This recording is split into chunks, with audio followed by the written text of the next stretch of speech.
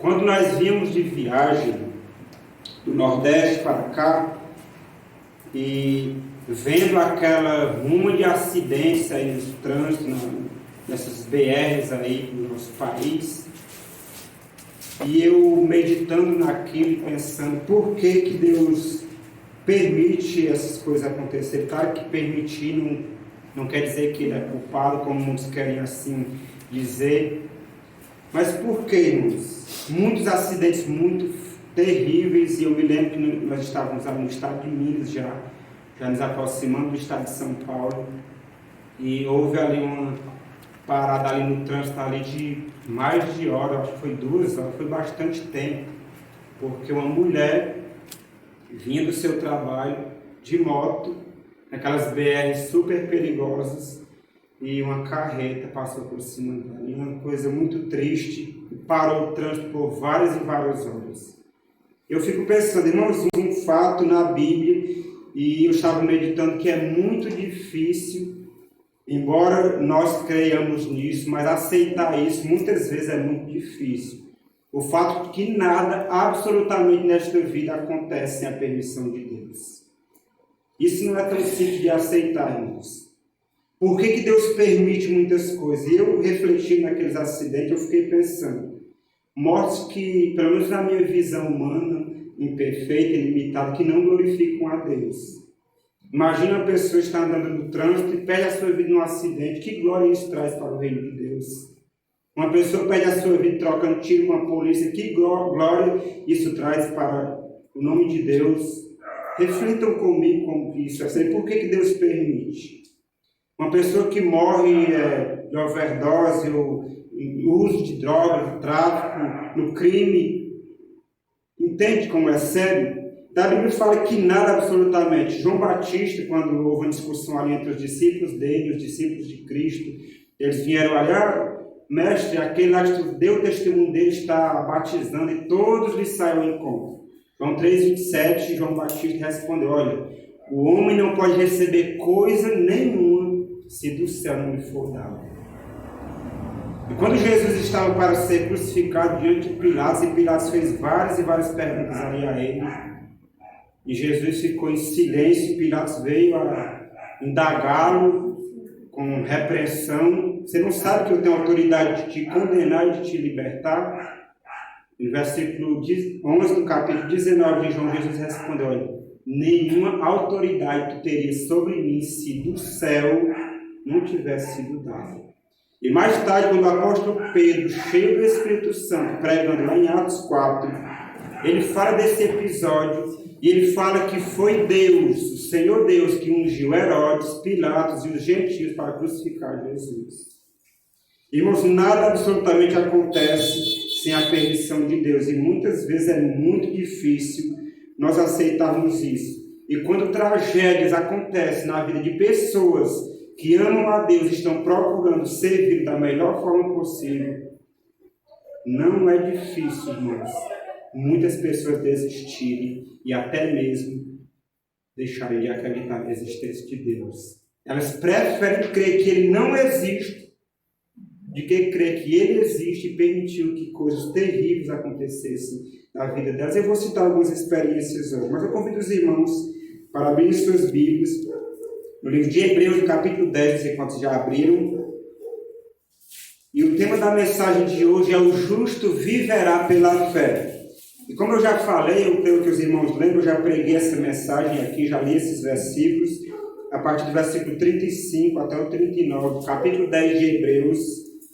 E nós vamos meditar aqui um pouco, o hino que nós cantamos aqui, Jesus volta para mim.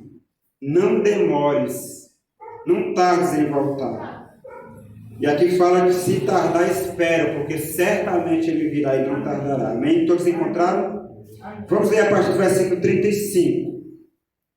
Não abandoneis, portanto, a vossa confiança, porque ela tem grande galardão.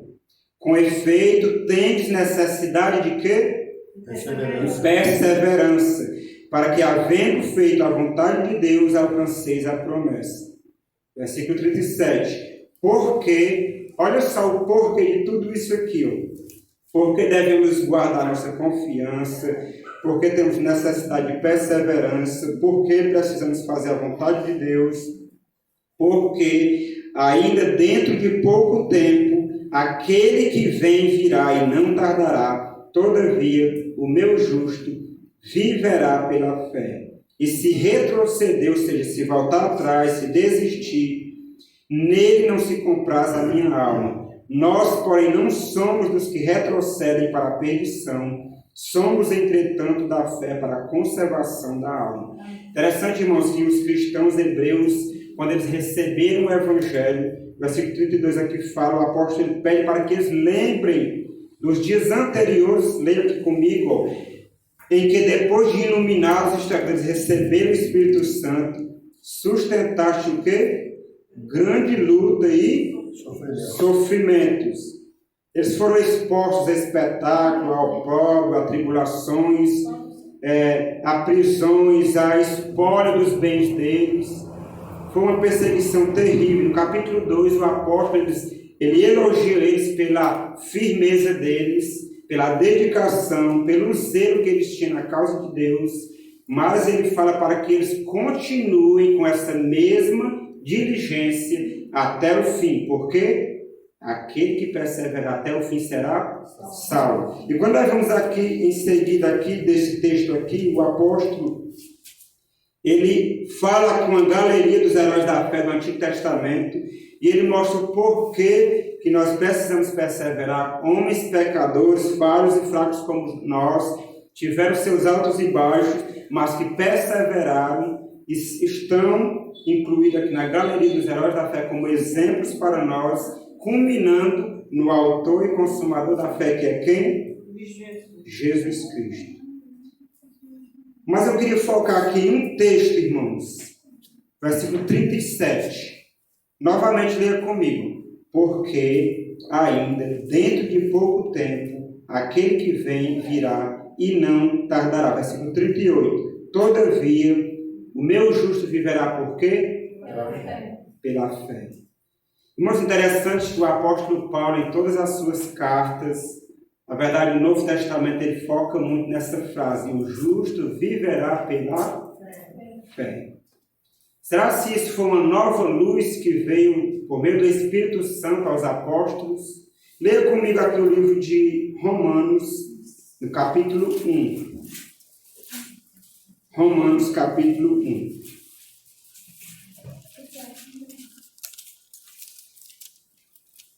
Romanos, capítulo 1, vamos ler os versículos 16 e 17.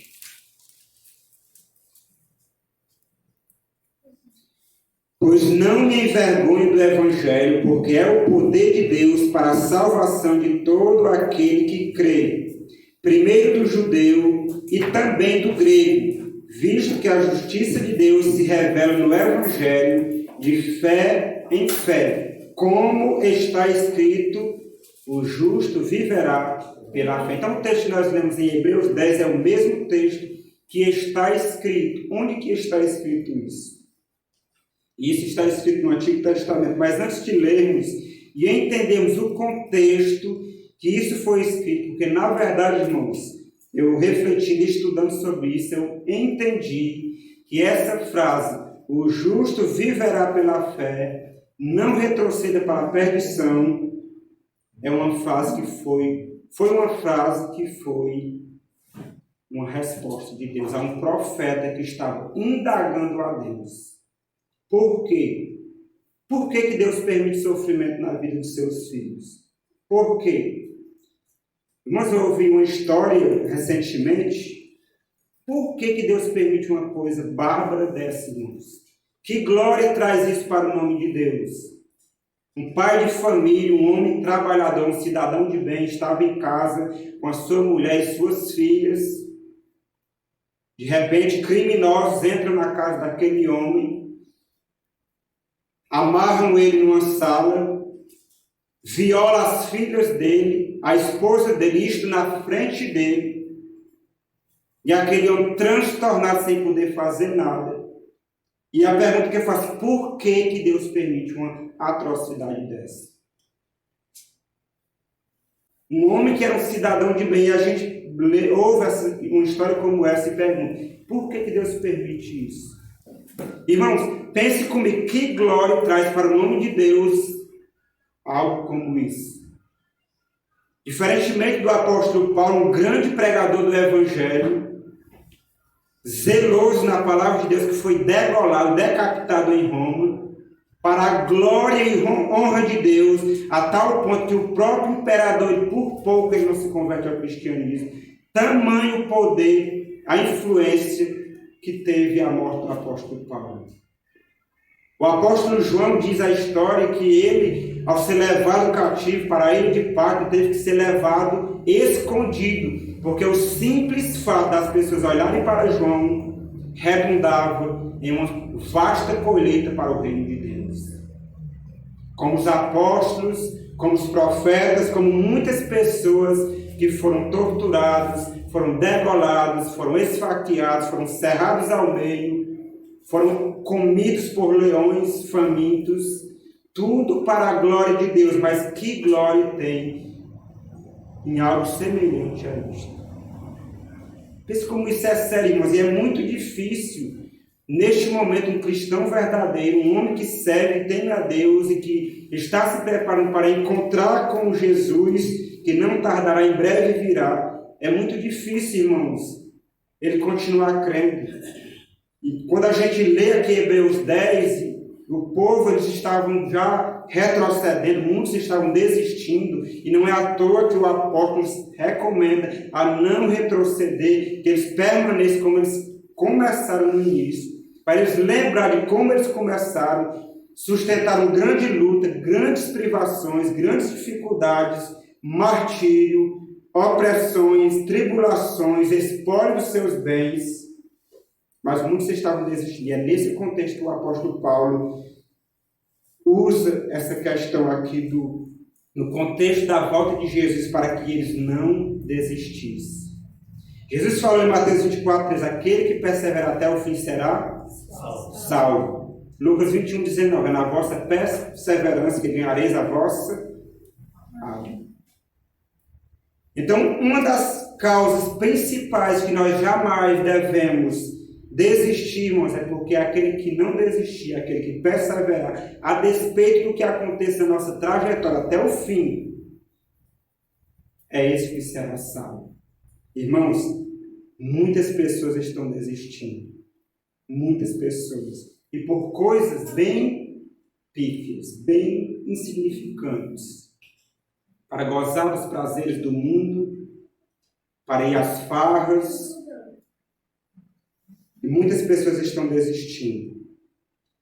Quantos aqui conhecem o pastor Gilson Glickman, que ele era orador do UNASP, agora ele está em Americana, e uma mensagem muito boa dele, que é falando sobre o ministério dos anjos no tempo de angústia. Ele contou uma história muito interessante de uma jovem que estava nos ensaios na igreja, alguma programação da igreja, e ela ia para casa, e de repente um homem para com o carro, intima ela para entrar dentro do carro, falando que ela ia ver o que ia acontecer com ela a partir daquele momento. E aquela jovem transtornada, obviamente, ela estava só, imagina a situação, mas de repente aparece um homem muito forte, manda aquele homem com uma voz de autoridade se retirar dali. E aquele homem fica transtornado mais que aquela mulher, e quando aquela jovem se vira para agradecer, cadê o homem? Nada absolutamente acontece sem a permissão de Deus, irmãos. Jesus ele foi enfático sobre isso em Mateus 10. Nem um único cabelo da nossa cabeça cai sem o consentimento, a supervisão de Deus. Nem um único pardal, que é a ave menos valiosa que existe, cai por terra sem o consentimento de Deus. Eu fiz uma reflexão sobre a soberania de Deus. O Deus que criou o universo, ele pode transformar, ele pode mudar a sua vida. Você crê nisso? E eu publiquei em algumas redes sociais e me chamou a atenção que uma moça, uma mulher, ela respondeu, eu não creio mais. Eu entrei em contato com ela, falei alguma coisa, mas ela não me respondeu. O que será que aconteceu na vida daquela jovem, daquela mulher? E falando dessa história do pastor Gilson Britton, por que Deus livrou aquela jovem? Graças a Deus, glória a Deus por isso. Mas por que Deus não livrou aquela outra jovem missionária? Não sei quantos aqui viram a história de uma jovem missionária que estava dando estudos bíblicos e chegou na casa de um homem com a mensagem do Evangelho de Deus. Aquele homem a violou e a assassinou brutalmente. Quantos aqui viram essa história? Por que Deus permite, irmãos? Por que Deus permite pessoas ambas da mesma igreja, da mesma fé, com a mesma dedicação, com o mesmo zelo, irmãos? E Deus permite uma coisa como essa. E eu, lembrando daquela história dos acidentes, quando nós vimos ali, eu pensando, Senhor, não me permita perder a vida em um acidente. Isso não vai trazer nenhuma glória para o teu nome, pelo menos na minha visão humana, irmãos. Que glória há nisso? Por que Deus permite isso? E aí existe uma tradição no nosso meio. Quantos aqui já ouviram aquela tradição que não tem 1 grama de base bíblica? Não pergunte por quê. Pergunte para... Isso não tem nenhum sentido. Porque o próprio Cristo, quando ele estava na cruz, ele perguntou, meu Deus, por que me desamparaste? E quando a gente vê na Bíblia, na nota tônica, desde quando o pecado, a tragédia do pecado entrou no mundo, a gente percebe que Deus ele é indagado pelos seres humanos. Deus ele é indagado não só pelas pessoas ímpias, que tudo de mal que acontece aponta para Deus como um Deus tirano, um Deus que não é nada de amor, como diz a Bíblia. Se Deus é amor, por que Deus permite uma criança nascer com câncer? E várias perguntas. Irmãos, mas essa questão, embora nós conhecemos a história de Jó, o grande conflito, mas no âmbito íntimo e pessoal é muito difícil de responder. E por que eu digo isso? Abra comigo em Abacuque, no capítulo 2. Nós vamos entender que tem muitas coisas que acontecem nas nossas vidas, que por mais que nós tentamos espiritualizá-las e explicá-las, há pessoas que querem explicar tudo. Julgam-se sábios para entender todas as coisas que existem na Bíblia. Irmãos, mas existem coisas que nós jamais iremos compreender nesta vida. Por que Deus permite algumas coisas bárbaras acontecerem na vida? E eu não estou falando de pessoas, irmãos, que não temem a Deus. Eu estou falando de pessoas que temem a Deus e procuram viver de acordo com a sua vontade. E aquele texto, como está escrito, o justo viverá pela fé, o apóstolo Paulo, ele tirou do profeta Abacuque. E me chama a atenção, irmãos, que aquele texto, como eu já falei, é uma resposta de Deus. Leia comigo o versículo 2 do capítulo 1, 2 e o 3. Todos encontraram? Olha só o que o profeta diz. Até quando, Senhor, clamarei eu, tu não me escutarás. Gritar-te-ei violência e não salvarás. Então, o profeta estava questionando a Deus aqui.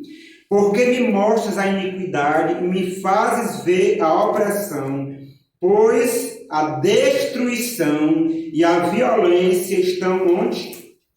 Diante de mim há contendas e o litígio se suscita. Versículo 4. Por esta causa a lei se afrouxa e a justiça nunca se manifesta. Porque o perverso cerca o justo e a justiça é o quê? Torcida. Então o profeta, irmãos, ele estava questionando a Deus. E olha só o versículo 15. Ou melhor, o versículo 3 do mesmo capítulo 1. Tu és tão puro de olhos. Aqui está falando para o Senhor Deus. Vamos ler o versículo 12 também, para contextualizarmos melhor aquilo. Não és tu desde a eternidade, ó Senhor. Lembrando que o profeta, ele perguntou, ele questionou, e nada de resposta. Não és tu desde a eternidade, ó Senhor meu Deus, ó meu santo, não morreremos? Ó Senhor, para executar juízo puseste aquele povo. Tu, ó rocha, o fundaste para servir de disciplina. Versículo 13. Tu és tão puro de olhos que não podes ver o mal, e a opressão não podes contemplar. Por que, pois, toleras os que procedem perfidamente e te calas quando o perverso devora aquele que é mais justo do que ele? Irmãos, isso é uma pergunta tão profunda, tão sincera, que nós temos lá em Salmo 73, que aquele jovem lá quase se desvia da fé.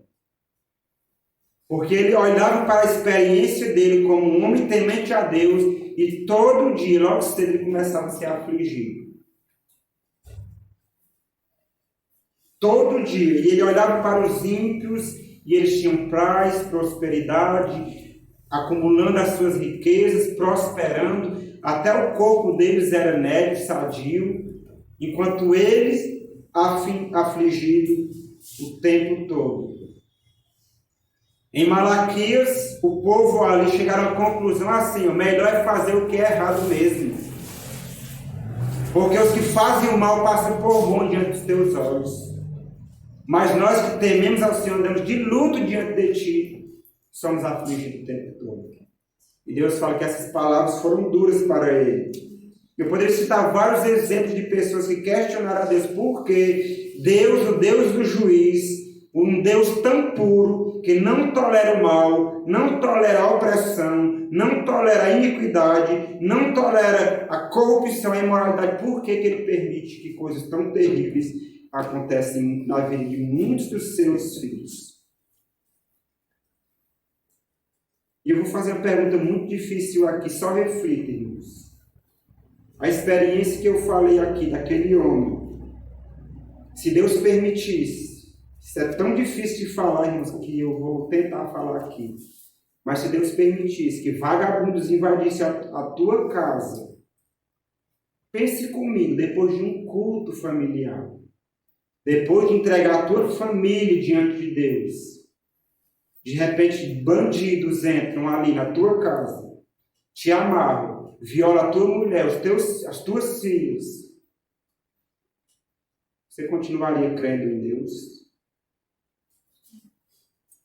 Sabe por quê, irmãos? Em Joel, há uma sentença lá tão terrível que fala que vai chegar um momento na história da humanidade que as nações da terra, elas vão perguntar para nós: onde está o teu Deus?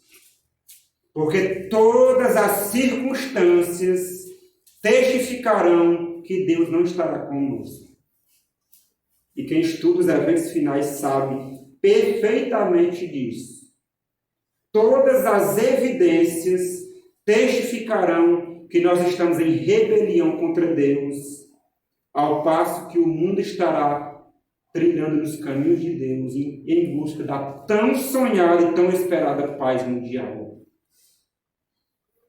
Como nós iremos reagir neste tempo?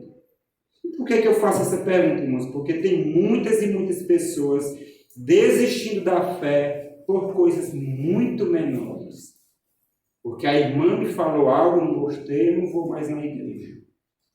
Porque o pastor falou algo, não gostei, eu não vou mais na igreja. Coisas insignificantes. Olha só no capítulo 2 agora, a resposta do Senhor. E o profeta continuou falando, ele era insistente, irmãos.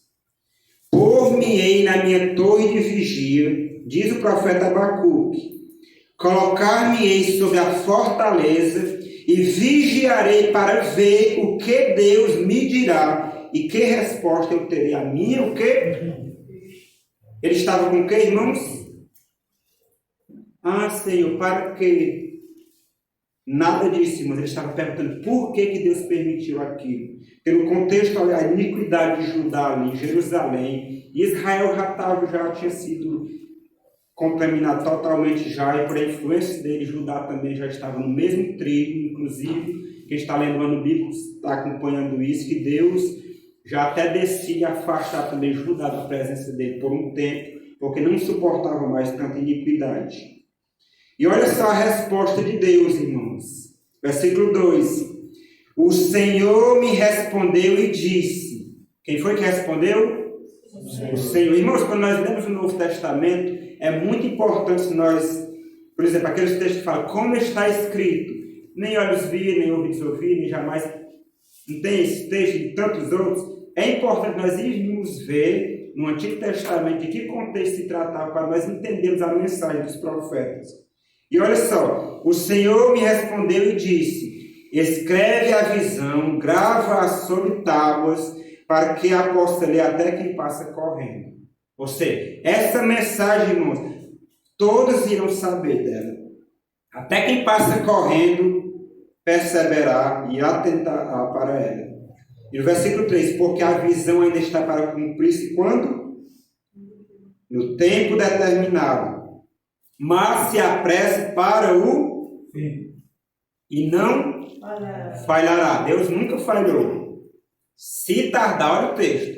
Se tardar, espera-o, porque certamente virá e não tardará. Eis o soberbo, sua alma não é reta nele, mas o justo viverá pela fé. Eu não sei se os irmãos já entenderam a resposta de Deus. Sabe quando é que teremos resposta para aquelas dúvidas, aquelas perplexidades, aquelas coisas que nós não conseguimos entender? Só naquele dia, quando Jesus voltar. Essa é a resposta de Deus. E é por isso que o apóstolo Paulo fala, tendes necessidade de quê? De perseverança, para que, havendo feito a vontade de Deus, alcanceis a promessa, porque dentro de pouco tempo aquele que vem virá e não tardará. Todavia o meu justo viverá pela fé. E aqueles que retrocedem para onde? Para a perdição. O soberbo, a minha alma não é reta nele, mas o meu justo viverá pela fé. Irmãos, não tentemos explicar o que acontece muitas vezes na vida dos outros. Muitas vezes, para nós explicar a dor do outro, nós temos 1001 argumentos. E usamos Bíblia, Mas tem muitas coisas, irmãos, que Deus só irá nos revelar naquele dia. Esse livro aqui eu já li ele algumas vezes, livro muito bom. Eu gostaria de concluir a mensagem lendo aqui umas sentenças que encontram-se já no final do capítulo, que é falando já do fim glorioso, da herança dos santos. E olha só o que nos é revelado aqui sobre tudo isso que muitas vezes nos incomoda e nos faz pensar por quê, meu Deus, por que o Senhor permitiu isso? Por que está acontecendo na minha vida? Uma pessoa morrer de um câncer, passou a vida fumando, ok, tudo bem. É compreensível, mas a pessoa que passou a vida nos princípios, morrer de um câncer, gera dúvidas, gera inquietações, não tem como não gerar. E olha só aqui o que é nos dito. Através dos séculos infinitos, o tema da redenção ocupará o coração, a mente e a língua dos redimidos. Eles compreenderão, primeira expressão, as verdades que Cristo almejava abrir a seus discípulos e para cuja assimilação, porém, não tinham fé suficiente. Continuamente nos serão reveladas novas visões da perfeição e glória de Cristo. Através dos séculos eternos, o fiel pai de família tirará do seu tesouro coisas novas e velhas. E olha só como ela continua. Então se revelará o desenrolar do grande conflito que teve sua origem antes que começasse o tempo e terminará apenas quando este cessar. A história do início do pecado, da falsidade fatal em sua ação sinuosa e da verdade que, não se desviando de suas linhas retas, se defrontou com ele e o venceu, tudo isto se tornará evidente. O véu que se interpõe entre o mundo visível e o invisível será removido e serão reveladas coisas maravilhosos. As perplexidades da vida serão esclarecidas. Todas as perplexidades da vida serão explicadas. Só naquele dia. Não adianta nós, pecadores falíveis e limitados, tentar explicar coisas inexplicáveis nesta vida. Onde para nós apareciam apenas confusão e decepção, propósitos frustrados, planos subvertidos, se verá um propósito grandioso, predominante e vitorioso, uma harmonia divina.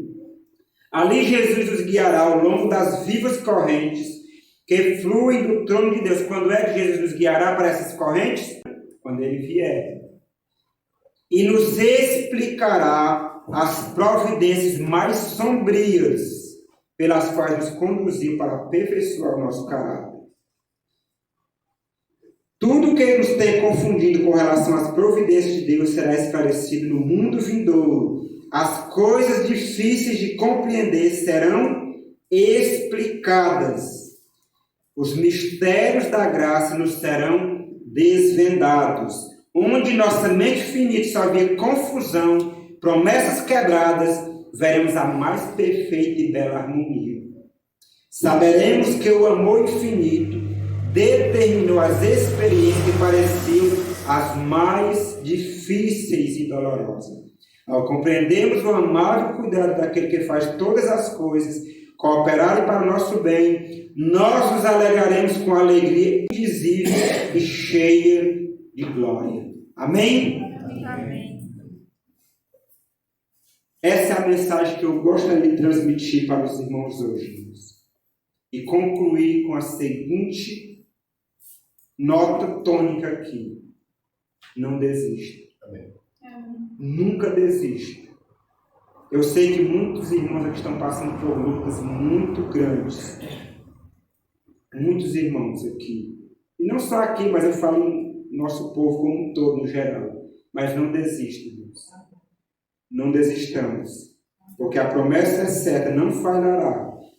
Que aquele que vem virá e não tardará. E aquele que perseverar até o fim será salvo. E Deus ele vai esclarecer tudo.